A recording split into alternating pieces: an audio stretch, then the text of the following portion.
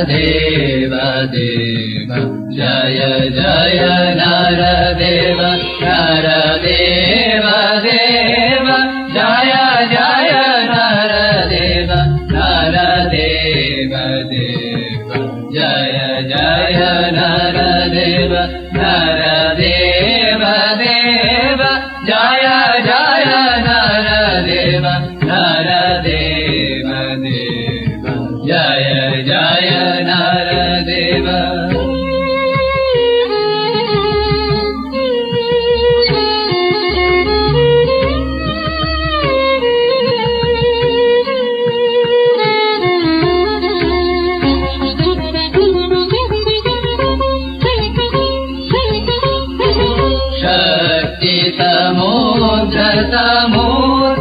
समुद्रतरङ्गं दर्शित प्रेम विधितरङ्गं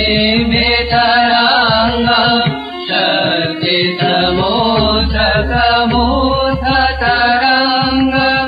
दर्शित प्रेम विधितरङ्गं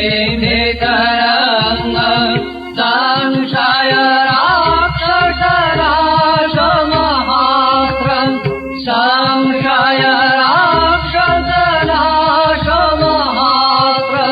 यामि गुरुं शरणं भववैद्यं यामि गुरुं शरणं भववैद्यं नरदेव देव जय जय नरदेव नरदेव देव जय जय नरदेव नरदेव देव जय जय नरदेव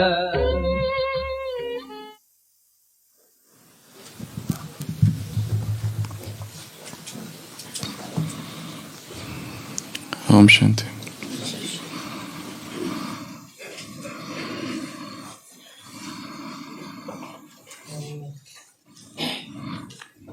शक्ति समुद्रस मुत्थ तरंगम दर्शित प्रेम विजुम्बी तरंगम संशय राक्षस नाश महस्त्रम यामि गुरु शरणं भव वैद्यम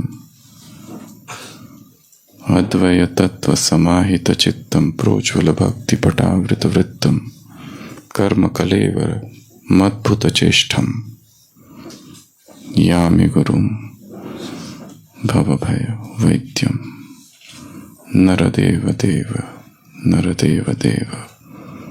हे पुरुषों में श्रेष्ठ, हे नरों में देव, आपकी जय हो।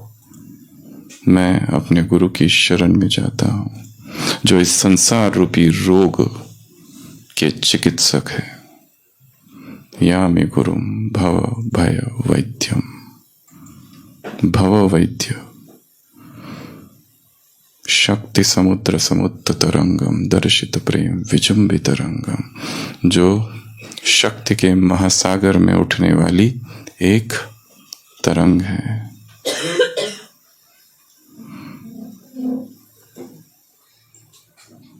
दर्शित प्रेम विजुम्बित तरंगम, जिन्होंने दिव्य प्रेम की विभिन्न क्रीड़ाओं को प्रदर्शित किया है और जो संशय राक्षस नाश महस्त्रम, संशय रूपी राक्षस का नाश करने वाला क्या है? अस्त्र है। नरदेव देव,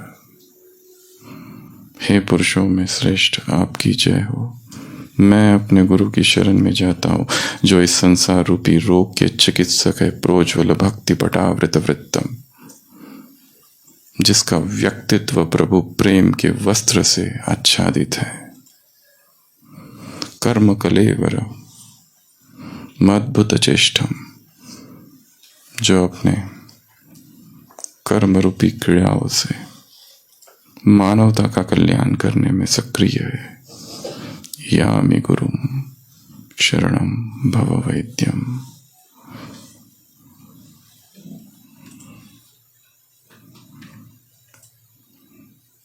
समर्पण। जब तक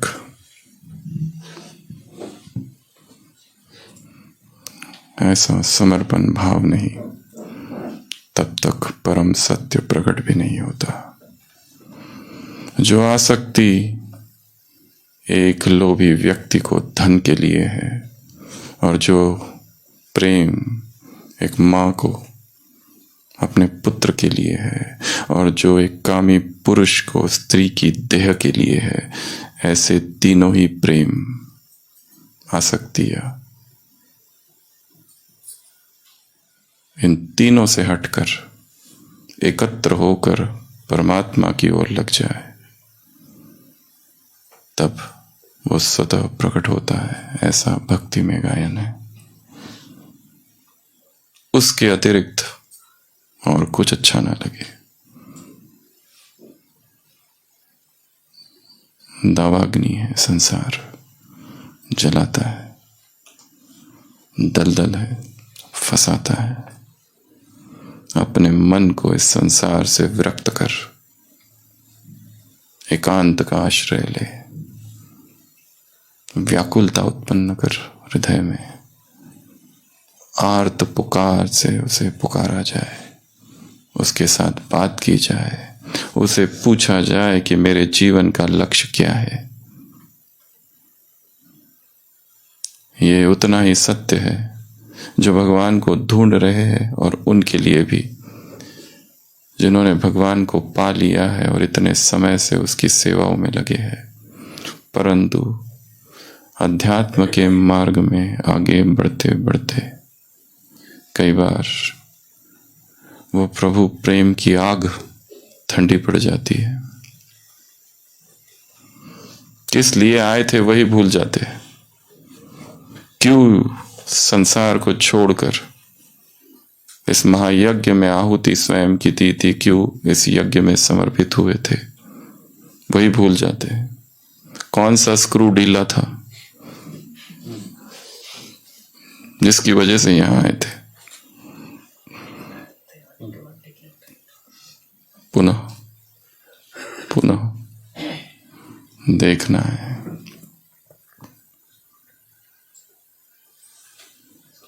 तो आज की अव्यक्त वाणी क्या बनो? सहज सहज पुरुषार्थी। परंतु सहजता को क्या समझ लेते हैं? अलबेले, केयरलेस, आलसी। तो इस मुरली में ये 9 बातें हैं। सबसे पहला उदाहरण है यशोदा का, दूसरा द्रौपदी का, तीसरा शंकर का, चौथा शक्ति अवतार का, पांचवा हेवन के तुम कौन हो? कॉन्ट्रैक्टर, क्योंकि अभी अभी ओम शांति भवन बना है।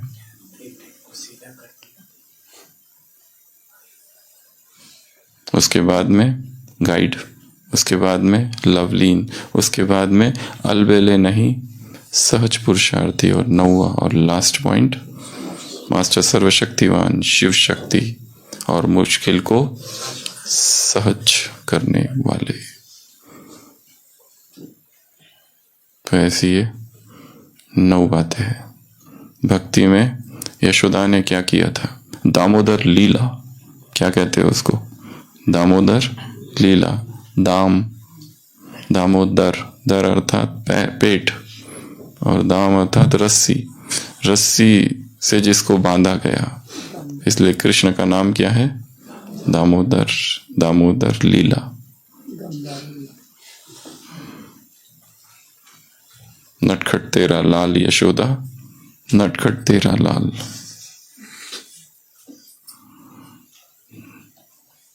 इतना समझाने के बाद, इतना घर में होने के बाद में भी कहाँ जाता है? चोरी कर करके खाता है।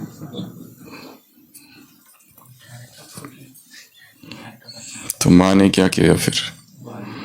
उखल से उसको बांधने की कोशिश की, परंतु हमेशा 2 इंच कम पड़ी रस्सी। और फिर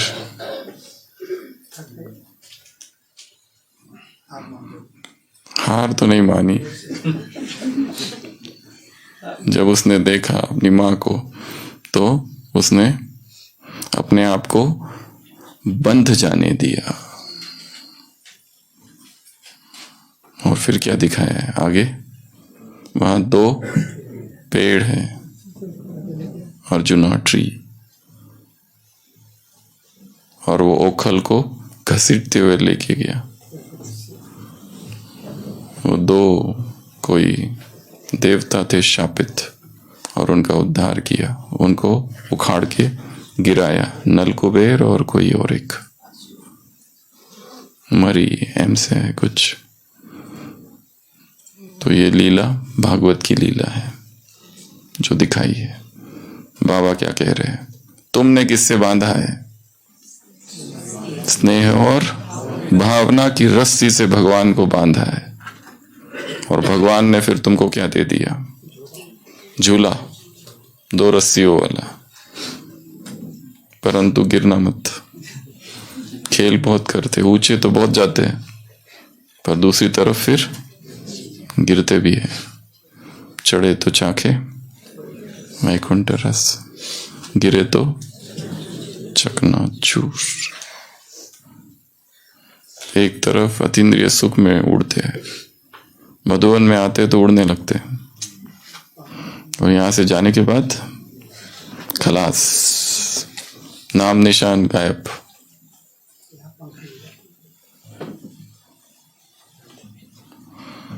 मधुवन में आते हैं तो 2 बजे उठते हैं, और उधर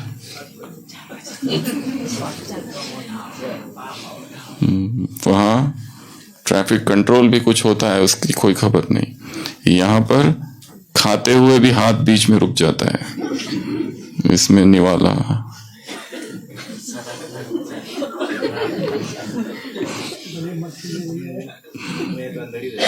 प्रभु प्रेम की बाढ़ आ जाती है, ऐसी तरंगे उमड़ती है भीतर से। क्या करूं और क्या ना करूं? सारी क्लासेस अटेंड करेंगे, सुबह से लेकर रात तक, एक भी मिस नहीं होनी चाहिए। दिन रात योग करेंगे। वहां क्या हो जाता है पता नहीं। करना भी चाहिए और करते भी है, पर निरंतर करना चाहिए, एक ही जगह नहीं। बाबा मिलन एक दिन का नहीं है, हर दिन का है। एक पल का नहीं है, हर पल का है। प्रतिपल निरंतर।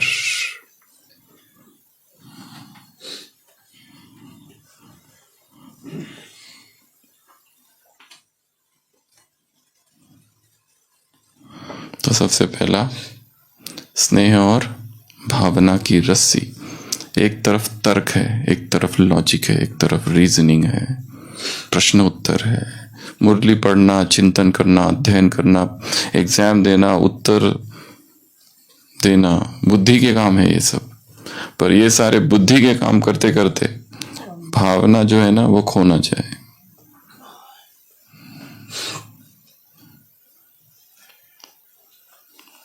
ज्ञान व्यक्ति को अहंकारी बना देता है।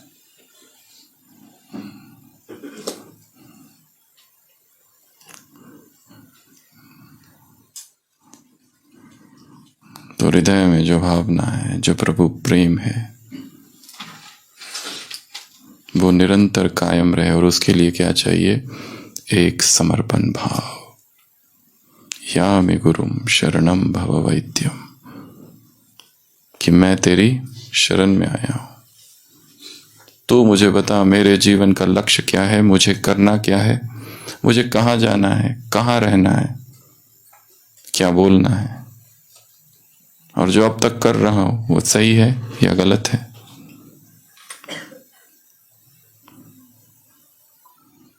अद्वय तत्व समाहित चित्तम प्रोज्वल भक्ति पटावृत वृत्तम संशय राक्षस नाश महस्त्रम यामि गुरुम भव भय भव वैद्यम। ये जो सागर है ना उसका चिकित्सक है, सुप्रीम सर्जन है वो। तुम्हारी जो बीमारी है ना उसका डायग्नोसिस उसके पास है। जो तुमको समझ नहीं आ रहा है ये हो क्या रहा है, ये एडिक्शन है क्या, जो अंधकार है उसी को हम समझ रहे हैं ये सत्य है। उसके लिए क्या चाहिए? परम समर्पण। तो पहला यशोदा, दूसरा द्रौपदी। चिल्लाते नहीं बैठो, बस पुकारना पुकारना, कब तक पुकारते रहोगे? स्टॉप। तो आज का पहला काम है 24 घंटे तक कोई कंप्लेंट नहीं, किसी भी तरह की कोई कंप्लेंट नहीं होनी चाहिए। कमरा ठीक नहीं है, रूम पार्टनर खर्राटे जोर जोर से लेते हैं, ठंडी बहुत है, उठने की इच्छा नहीं होती है, पानी गर्म नहीं आता है और कमरा बहुत छोटा है। No complaints. इंचार्ज ठीक नहीं है, साथी ठीक नहीं है, जूनियर ठीक नहीं है, तबीयत ठीक नहीं है, इस शरीर का पता नहीं हो क्या रहा है। रिपोर्ट में तो कुछ दिखता नहीं, डॉक्टर कहते हैं रिपोर्ट नॉर्मल है, और हम तो बिल्कुल भी ठीक नहीं है। यहाँ दर्द, वहां दर्द, यहाँ वो वहां वो, पूरा शरीर टूटता है। क्या बताऊं, उठने की इच्छा ही नहीं होती अमृत वेला।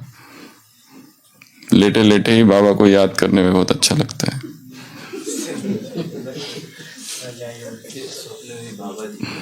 स्वप्न में बाबा से मिलन हो रहा है, क्यों उठे? Time waste. नींद भी हो रही है और बाबा अव्यक्त बाप दादा से मिलन भी हो रहा है और स्पष्ट दिखाई दे रहा है।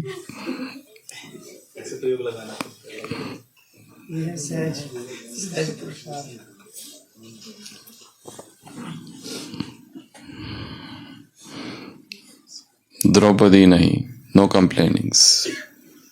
तीसरा है शंकर। तीसरा नेत्र, बुद्धि का नेत्र।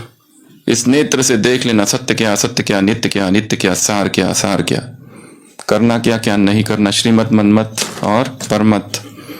छांट लेना तीनों को।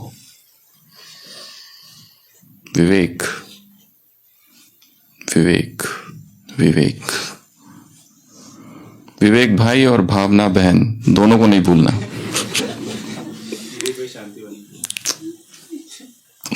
दोनों आवश्यक है। एक तरफ विवेक तो दूसरी तरफ भावना, एक तरफ प्रेम तो दूसरी तरफ तर्क, एक तरफ लव तो दूसरी तरफ लॉजिक, रीजनिंग। ये बुद्धि को मजबूत करेगा, ये हृदय को मजबूत करेगा। ऐसा एक बेजोड़ अनुपम कॉम्बिनेशन दोनों का हो। एक तरफ फिलोसोफर तो दूसरी तरफ मिस्टिक।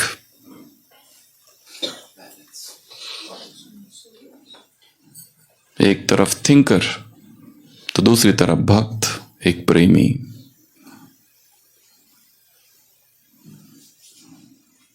दोनों एक साथ।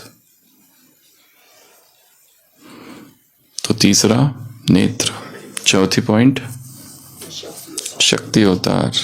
चिल्लाते मत बैठो, ये मौज मौज, संकल्प की मौज। क्या कहा मुरली में? गड्ढे में गिरते हो। डांस की जिसको अच्छी प्रैक्टिस है उसको आंगन से कोई प्रॉब्लम नहीं है,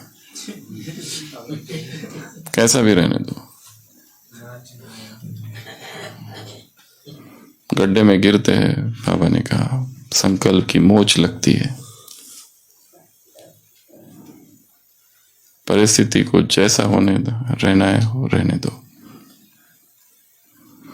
जब भक्त इतने स्टेबल रहते हैं तो ज्ञानी क्यों नहीं स्टेबल रहते? होई सोई जो राम रची राखा, सोच डाल देते ना उसके ऊपर। ठीक है, तेरी जैसी इच्छा, तेरी जैसी इच्छा, पर धर्म को नहीं छोड़ते।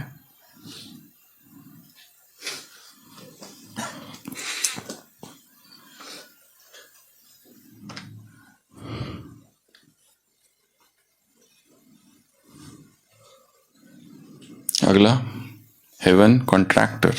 बाबा ने क्या कहा? तुम हो कॉन्ट्रैक्टर। जैसे ओम शांति भवन बना तो कॉन्ट्रैक्टर ने क्या किया? ऊपर नीचे है, ओबड़ खाबड़ है जमीन, इधर की उधर डाली, उधर से इधर डाला। पत्थरों को, यहाँ क्या थी? पहाड़ी थी ना, पहाड़ी में ओम शांति भवन बन गया। तो अब तुमको क्या करना है?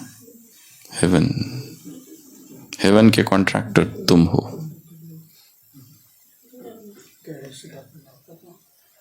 अगर जरा सा भी गिरते हो तो ये क्या है? डैश की कमी,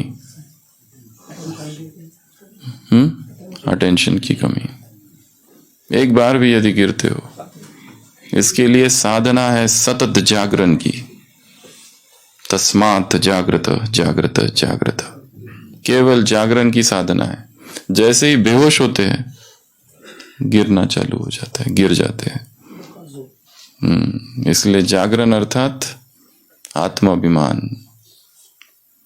जैसे ही शरीर की तरफ आकर्षित होते हैं, शरीर का भयंकर चिंतन चालू होता है, चाहे वो शरीर की बीमारी ही क्यों ना हो। सभी योगियों के जीवन में देखा गया कि वो शरीर से डिटैच थे, उनके शरीर में कैंसर हो गया, उनके शरीर में बड़े बड़े रोग हो गए, परंतु फिर भी डिटैच्ड।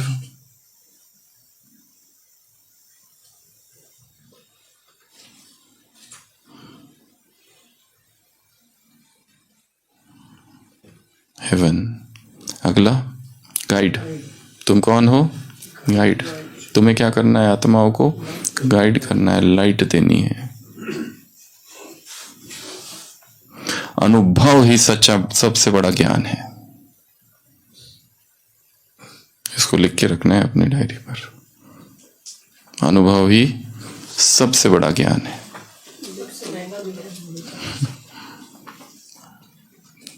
तो अपने अनुभव से दूसरों को सिखाना, बताना। मैं तुमको सिखलाता हूं इसलिए नहीं कि मैं ज्यादा बुद्धिमान हूं, क्योंकि ठोकरें तुमसे अधिक मैंने खाई है। बहुत गिरे हैं, विकारों में डूबे हैं, अब अनुभवी बने हैं। इसलिए माताओं को उस दिन क्या कहा था बाबा ने? कुमारियां जो होती है ना, वो भटक सकती है, माता है अनुभवी है। ये भी मुरली माताओं के लिए ही है, इसलिए ये सारे उदाहरण है। यशोदा, द्रौपदी, शंकर, शक्ति अवतार। तो तुम कौन हो? गाइड। तो संसार की आत्माओं के लिए वटवृक्ष बनो, जो तुम्हारी छाया में आए और शीतलता का अनुभव करे। थक गई है आत्माएं, सुनना नहीं चाहती है, क्या सुनाओगे? आत्मा परमात्मा सुनोगे। गांव में जाते हैं सफेद ड्रेस पहन के, साड़ी पहन के, ब्रह्मा कुमारी या भाई, लोग क्या कहते हैं? ये आ गए आत्मा परमात्मा वाले, ओम शांति वाले, आत्मा परमात्मा वाले, भाई बहन बनाने वाले। अगला लवलीन। क्या कहा बाबा ने? लवलीन नया शब्द है, भगवान का बनाया हुआ। एक शब्द हिंदी से लिया, एक इंग्लिश से, दो शब्द मिला के एक नया। इसको इंग्लिश में कहते हैं नियोलॉजिज्म, नव शब्द रचना, जो पहले था नहीं कभी, अभी अभी बना है। ब्लिसिप्लीन, डिसिप्लिन और ब्लिस मिला के ब्लिसिप्लीन, नया शब्द, नव शब्द। फ्रेनिमी, फ्रेनिमी अर्थात वो व्यक्ति जो ऊपर से दिखाता मैं तुम्हारा सबसे बड़ा दोस्त हूं, और अंदर से दुश्मनी निभा रहा है ईमानदारी से। फ्रेंड भी और एनिमी भी। ऊपर से दिखाता है कि मैं तुम्हारा ही हूं, तुम्हारा दोस्त हूं, और सबसे ज्यादा हमारे पीठ पीछे छुरा घोपता है। उसको कहते हैं फ्रेनिमी। नए शब्द निकले हैं ये। शेक्सपियर के जमाने में ये गूगल, ये सब शब्द थे नहीं, नए नए शब्द है इस युग के। तो क्या कहा बाबा ने? लवलीन, खो जाना, डूब जाना। जैसे नमक का पुतला निकले, उसे जानना है ये सागर कितना गहरा है, इन्वेस्टिगेट करना है, उसका साइंटिफिक माइंड है, उसे रिसर्च करना है, रिसर्च पेपर पब्लिश करना है कि ये सागर कितना गहरा है। और इस लक्ष्य से जब उसको लोगों ने कहा किताबें पढ़कर नहीं होगा, तुम्हें कूदना पड़ेगा, तो फुल प्रिपरेशन के साथ जब उसने छलांग लगाई सागर में, तो क्या हुआ इस नमक के पुतले का? देखने लगा, अच्छा ये है, अच्छा ये है, अच्छा ये है। अनंत के सागर में डूबते डूबते डूबते डूबते डूबते अब कौन किसको सुनाए? सागर क्या है, इसका रिसर्च का फाइंडिंग्स कौन किसको सुनाए? एक गांव है जहां पर एक दीवार है, और इस दीवार के ऊपर जो भी चढ़ता है और उधर जो दिखता है उसको वो देखकर कूद जाता है उधर। लोगों को आश्चर्य है, इस दीवार के उधर है क्या? क्योंकि जो भी चढ़ता है इस भाव से ही चढ़ता है कि मैं तुमको बताता हूं आके, पर जैसे देखता है उधर और देखने के बाद उधर कूद जाता है, इधर आने वाला ही कोई नहीं है। तो गांव वाले लोगों ने युक्ति की जिसको चढ़ा है उसके पैर में रस्सी बांधी,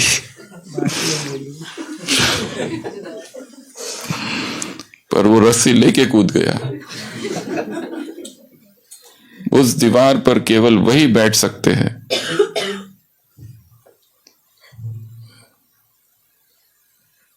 जिनकी इच्छा है। उस दीवार के उधर परम सागर है। This is the wall of absolute relative consciousness. उस दीवार पर कुछ ही आत्माएं बैठती है। जो महान आत्माएं, योगी आत्माएं, वो उधर डूब सकती है। बुद्ध को कहा गया कि देखो ये स्वर्ग है, जाओ। उसने कहा नहीं जाऊंगा, जब तक एक संसार के सभी आत्माओं को मुक्त नहीं कर देता तब तक नहीं जाऊंगा। That is the wall of relative consciousness. इधर एब्सोल्यूट कॉन्शियसनेस है, जहां आत्मा डूब जाती है उस प्रभु प्रेम में, उसको इच्छा ही नहीं होती आने की। और इधर संसार है, पर कुछ आत्माएं जो वहां रुक जाती है। उन्हें व्यक्तिगत मुक्ति नहीं चाहिए, वो वहां रुकती है। जो भी हमारी दादियां थी वो उस दीवार पर बैठी हुई है। उन्हें क्या जरूरत है? वो तो उधर जा सकती थी, पर वो वहां बैठी। किस लिए? इधर के लोगों का कल्याण करने के लिए। This is the wall of absolute relative consciousness.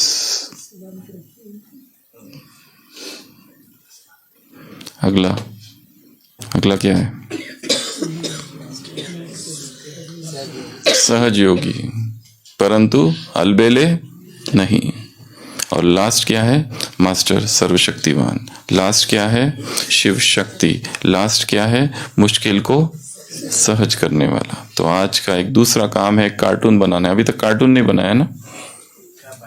नहीं, कार्टून नहीं बनाया है। एक ऐसा कार्टून बनाना है जो ये दर्शाए। जगदीश भाई की बुक है पूरी कार्टून की। तो मुश्किल सहज, ये चढ़ रहा है ना, उसको मुश्किल लग रहा है। अध्यात्म अर्थात पहाड़ी पर चढ़ना, एक ऊंचे शिखर पर चलना। शिखर पर मिलेंगे, परंतु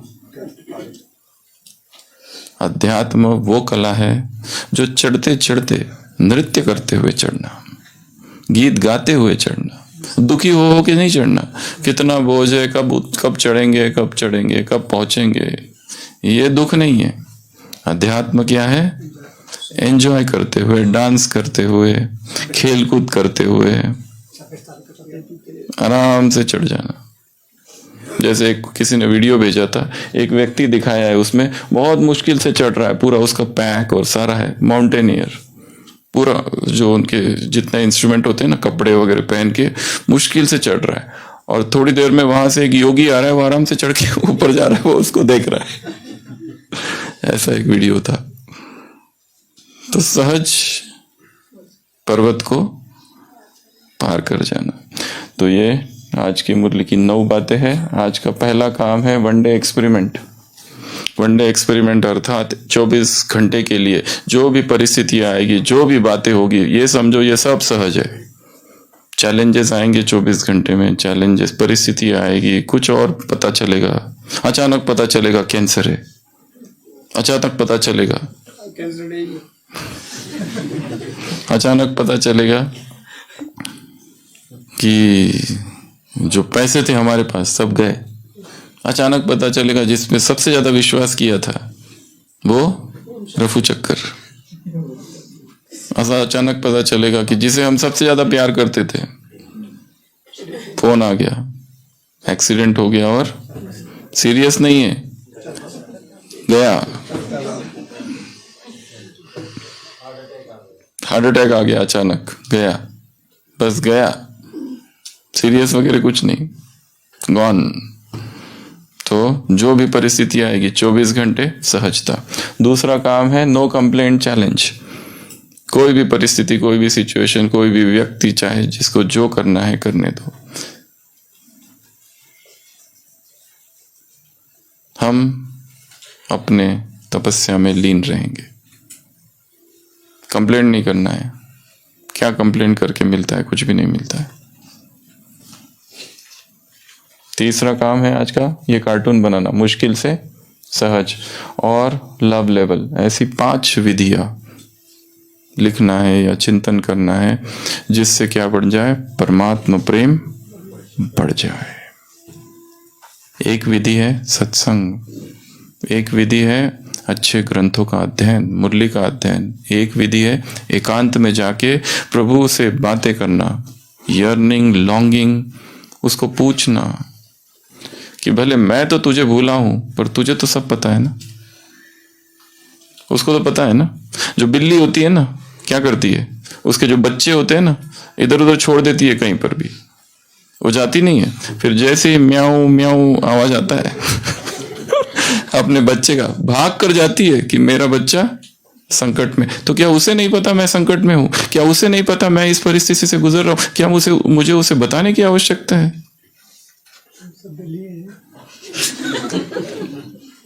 क्या उसे पता नहीं है? इस तरह से उससे बातें करनी है।